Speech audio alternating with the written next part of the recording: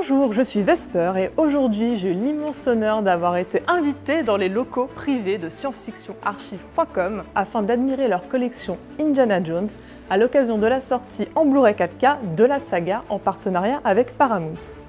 Bonjour Patrice, merci encore pour cette invitation. Merci Vesper, je suis très heureux de présenter pour la première fois des costumes, des objets, des œuvres ayant servi à la fabrication des films de cette merveilleuse saga. Donc Patrice, je te propose de commencer par les costumes qui sont derrière nous, mais avant ça, je vois un panneau derrière que je ne connais pas du tout. Est-ce qu'il a une petite histoire? Oui, alors c'est un panneau qui a été fabriqué à Elstree Studios en Angleterre pour le département des effets spéciaux. Donc il y a bien écrit Raiders of the Lost Ark Special Effects, mais il a aussi servi en Tunisie car il était monté sur le flanc d'un camion, le camion où était stocké tout le matériel pour faire les effets spéciaux du film. Voilà. Donc il y a un petit clin d'œil au département des effets spéciaux. Donc un panneau qui a bien voyagé. Et d'ailleurs, les camions étaient passés par la France à l'époque. C'est un signe honneur. Voilà. On enchaîne directement, je suppose que ce costume est tiré du Temple Maudit. Exactement, c'est Anthony Powell, qui était le costumier du second film et du troisième, qui a fabriqué donc ce costume, qui est un hommage aux comédies musicales des années 30. Pour la petite anecdote, si vous voyez le film, à un moment, vous avez un plan qui commence sur une danseuse, et la danseuse n'est autre que Kathleen Kennedy, qui était la productrice du film, et qui est maintenant, bien sûr, la présidente de Lucasfilm. Il y a un très beau travail, en tout cas, sur les sequins, sur tout ce qu'on voit, c'est vraiment, oui, vraiment très beau. Une fois de plus, les costumes de cinéma, les objets, il faut comprendre que c'est fait pour un tournage de film, hein, c'est fait pour durer quelques semaines, quelques mois, pas pour durer 40 ans. Donc c'est pour ça d'ailleurs que j'ai des gants, on se doit de les préserver pour le futur et pour les prochaines générations. Bon, on va enchaîner directement, je dois l'avouer, la dernière croisade est mon Indiana Jones préféré. Donc je reconnais immédiatement les costumes de l'introduction un peu à Venise du film. Est-ce que tu peux nous en dire plus? Donc c'est les séquences où effectivement Marcus et Indiana Jones arrivent à Venise, tous les deux par bateau, et ils rencontrent pour la première fois Elsa Schneider. I knew it was you. You have your father's eyes. And my mother's ears. Ça, c'est les merveilleux costumes du film fait par Bergman et Nathans, qui était le fabricant de costumes. Et celui-là a une particularité dans le costume d'Indiana Jones, c'est qu'il a été fait pour Harrison Ford, mais une taille plus grande. Alors pourquoi? Parce que ce costume-là a été fabriqué pour le tournage à Venise. Et à Venise, il y a la séquence où il rentre dans les catacombes, où là, il va aller dans l'eau aussi. Avec les rats. Avec les rats. Et donc, pour que Harrison Ford n'ait pas froid, il fallait faire un costume plus grand qui lui permettait d'avoir dessous une combinaison de plongée. Donc c'est la particularité. Et on voit d'ailleurs des traces un peu de boue sur le costume, qui nous permet d'identifier que ce costume-là a été utilisé dans les séquences des catacombes. Tu me dis qu'Harrison Ford a bien transpiré dans cette veste. Celui-là, je pense qu'il l'a vraiment utilisé. On pourrait se dire c'est le cascadeur. Non, non, il est vraiment labellisé Harrison Ford, celui-là. Alors avant de continuer sur les costumes, on va peut-être parler du bouclier qui est derrière, qui est aussi issu, je le suppose, de la dernière croisade, et qui a sûrement une très belle histoire à raconter. Alors effectivement, ce bouclier qui a été fait en Angleterre, dans les studios d'Elstree, a été utilisé dans la séquence du temple final. On peut apercevoir tout autour des grandes statues avec un bouclier devant. Voilà, il y en a eu deux qui ont été faits et c'est un des deux. Alors ça, c'est vraiment l'art du cinéma, de l'artisan. C'est tout faux. Donc tu vois, il a été un peu abîmé. On voit un peu d'aluminium. Voilà, on voit de l'aluminium. C'est un très bel objet puisque tu as l'impression qu'il a été fait il y a des siècles et pas du tout. Il a été fait il y a à peine 30 ans. C'est dire. On va donc enchaîner directement sur tous ces autres magnifiques costumes de méchants. Voilà, les bad guys sont là. Donc là, tu as d'abord une série de 3 costumes d'Indiana Jones et le Temple Maudit, faits pour le palais de Pentecôte. Et là, tu as 2 costumes de la secte Tog, donc un costume noir et le costume rouge qui est le plus emblématique, le plus reconnaissable par sa couleur, par le nombre d'acteurs et de figurants qui le portaient dans le film, et puis effectivement la coiffe noire.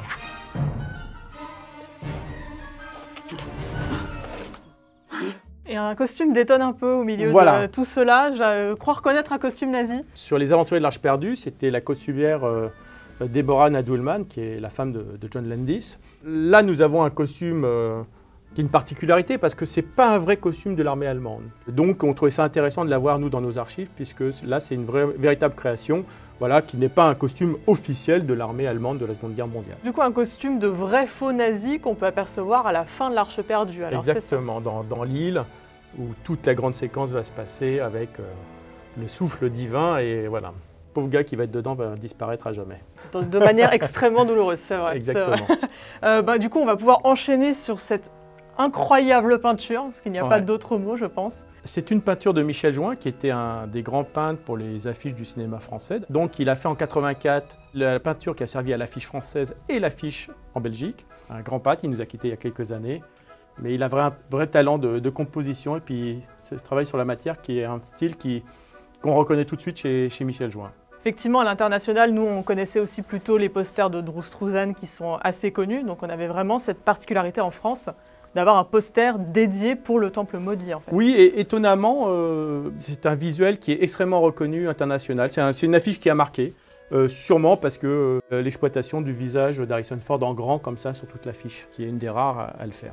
C'est vraiment une très belle pièce pour le coup, hein. Vraiment magnifique. Je te propose, Patrice, de retourner à la table pour pouvoir un peu montrer tout ce qu'il y a dessus. Surtout qu'il y a des choses qui nous attendent, hein, je crois. Oui, elle est vraiment plus que garnie là, c'est assez impressionnant.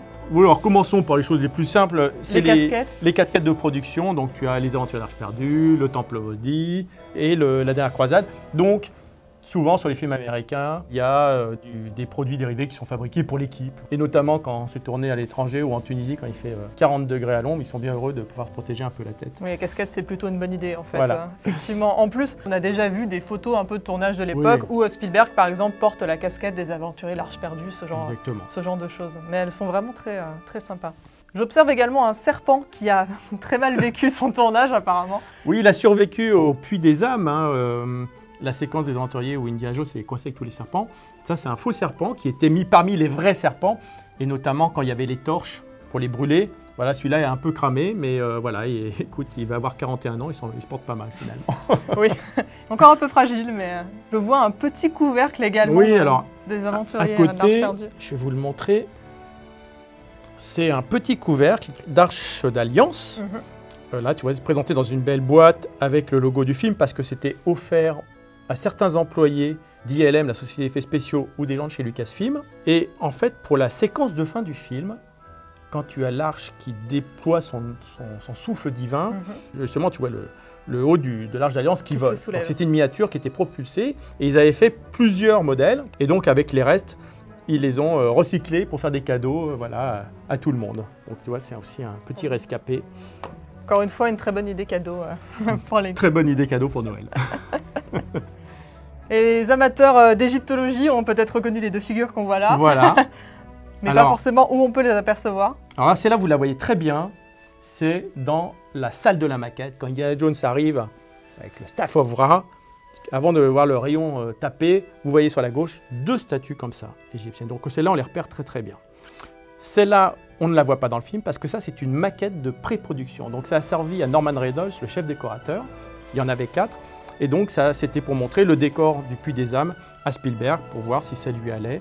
Et après, ils ont construit ça en réel, en énorme. Dans le, voilà.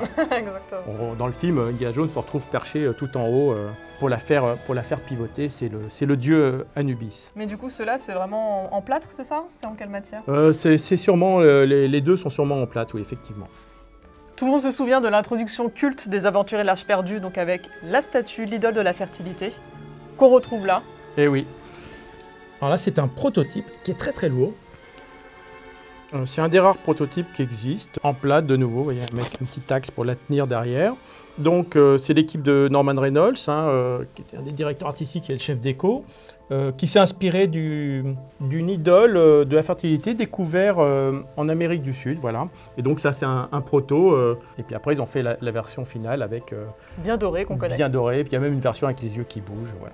On va faire un petit bond de quelques années, encore un peu plus loin, pour retourner au Temple maudit dont on avait parlé tout à l'heure. Et oui, parce que la suite se passe avant. Évidemment, évidemment. Donc là, on va enchaîner avec sur ces petites haches, je suppose. Voilà.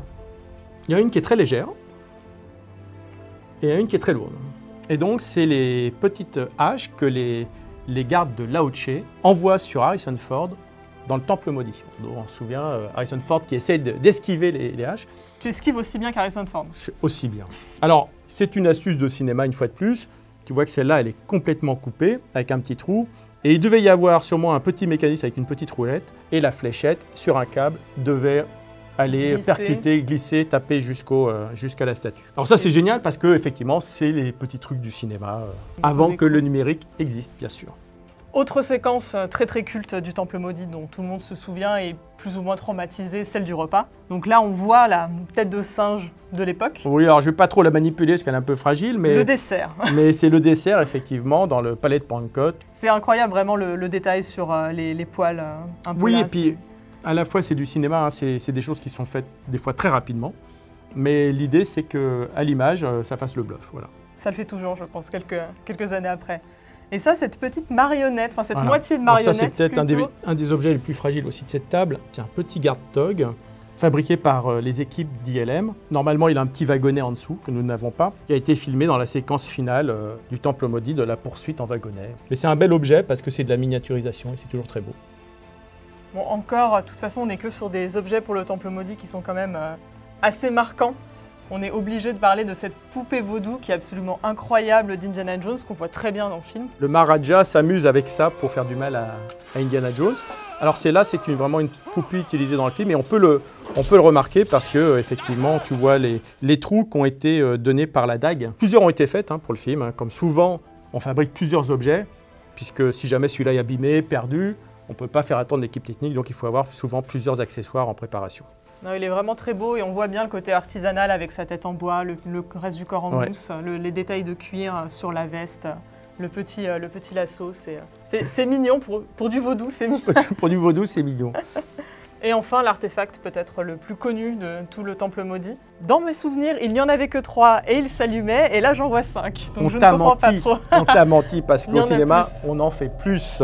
Là, ces 4-là, c'est des prototypes. Et c'est des recherches de l'atelier fabrication d'accessoires qui fait des recherches sur les matières. Notamment celle-là, c'est quand elle s'allume, ils avaient mis des petites lumières dedans, il fallait que ça soit un peu cristallin. Donc c'est des recherches, alors que celle-là était à la bonne forme. Alors tu vois qu'elle est un peu plus grande, elle a les traits, mais ça c'est un tirage de production. Elle n'a pas été utilisée dans le film, mais elle a été tirée du moule. On passe maintenant en 1989, ou plutôt en 1938, avec Indiana Jones et la dernière croisade. Je suppose, du coup, si je fais un pochoir de cette tablette, tu vas pouvoir me dire où se situe Alexandretta. Eh ben non, parce que comme Indiana Jones, il nous manque toute la partie au-dessus. Oui, mais il faut bien commencer quelque part. Exactement. Alors effectivement, là, tu as devant toi une tablette, comme dans le film. Donc c'est un très bel objet. Alors c'est très fragile, c'est en plâtre. C'est une relique du passé et un moment important effectivement dans le film. Et ça a l'air très lourd aussi. C'est très lourd, je te le confirme. pour ajouter au côté un peu plus authentique de. Voilà, comme si c'était de la pierre. Je reconnais également, évidemment, le petit avion que l'on peut voir devant. Oui, alors ça, c'est un petit bijou, c'est un de mes préférés. C'est le petit biplan d'Indiana Jones et la dernière croisade, qui était accroché sous la maquette du Zeppelin chez ILM. Et regarde, même la... Les pales tournent. Exactement. Donc ça, c'est vraiment beau, c'est un très beau travail de miniature. Tu me dis que ça a été filmé et qu'on le revoit voilà, à l'écran, ça c'est le petit biplan que tu vois quand tout le Zeppelin est à l'image. Après, pour toutes les séquences que tu vois ensuite, ILM avait une maquette beaucoup plus grande. D'accord. Voilà, plus adaptée pour les plans. Donc là, oui, de toute façon, on voit bien Henry Jones qui est dessus. Avec sa mitraillette et devant Indiana Jones. Qui est un petit peu caché en dessous. Peut-être le deuxième objet le plus important de la dernière croisade, le fameux carnet de Henry Jones. Le Grail Diary, comme disaient les anglophones. Plusieurs carnets ont été faits pour le tournage du film. Donc, tu vois, il y a les enluminures, il y a tout qui est dessiné. Il fallait une fois de plus faire plusieurs accessoires, des copies, parce qu'on ne sait jamais, celui-là peut être abîmé, il peut y avoir de l'eau qui tombe dessus. On a de la chance d'avoir un des rescapés original. Peut-être qu'il a été utilisé dans le film, peut-être pas, on ne sait pas. Ça vient de Barry Wilkinson, qui était chef accessoiriste du film, comme beaucoup de choses ici. Il avait gardé pas mal d'objets à titre personnel, je pense, comme beaucoup de gens qui travaillent sur le cinéma, ils ont un côté affectif avec ce qu'ils fabriquent, donc ils en ramènent un peu chez eux. Toute cette collection que tu vois ici, c'est l'œuvre d'Arnaud Grimbert, qui collectionne depuis 40 ans, qui est passionné par les objets de cinéma et qui a ce don pour ne pas jeter les choses. Il aime sauvegarder, c'est un collectionneur. Et d'ailleurs, il a sauvegardé des choses de la poubelle dans toutes nos collections. Il a récupéré ça en allant chez les gens qui ont travaillé sur les films. D'ailleurs, c'est aussi pour ça qu'il l'a fait, pour rencontrer tous ces talents. Et puis, il faut aussi comprendre que ce n'est pas uniquement l'objet qui nous intéresse, c'est aussi l'homme qui est derrière. Et le but, quand on fait des livres ou des expositions, ou même ici, c'est de pouvoir citer les gens. Oui, il faut le talent des costumiers, le talent des accessoiristes, le talent des gens d'ILM. C'est-à-dire que le cinéma, c'est un travail d'équipe. Et nous, on rend hommage à tous ces gens de l'ombre au travers des objets. C'est la petite histoire au travers de la grande histoire. Effectivement, en plus, ce sont tous de très beaux objets qui ont à chaque fois une histoire. Et évidemment, on est obligé de terminer sur le Graal. J'ai l'impression qu'aucun des trois ne me garantirait la vie éternelle si je buvais dedans. Donc, à toi de me dire. Bah écoute, on va prendre un peu d'eau et puis on va essayer. Écoute. Nous avons là 3 prototypes de Graal.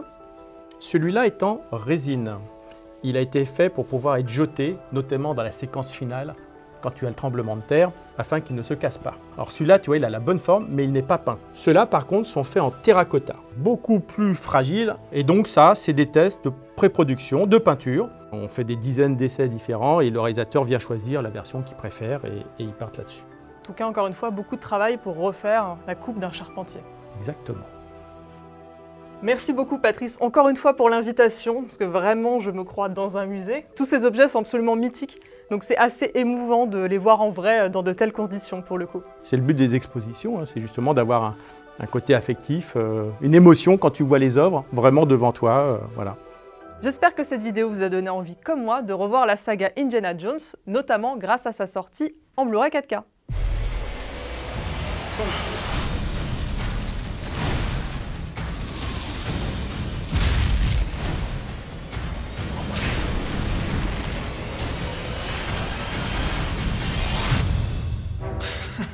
Jones! Always knew someday you'd come walking back through my door. Dad! Ah, Dad! I'm going after that truck. Oh, I don't know. I'm making this up as I go. You know how to fly, don't you? No. Do you?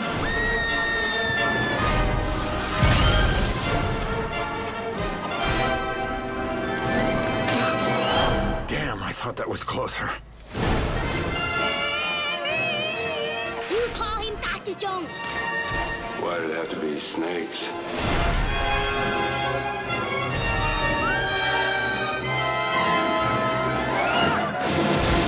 Trust me.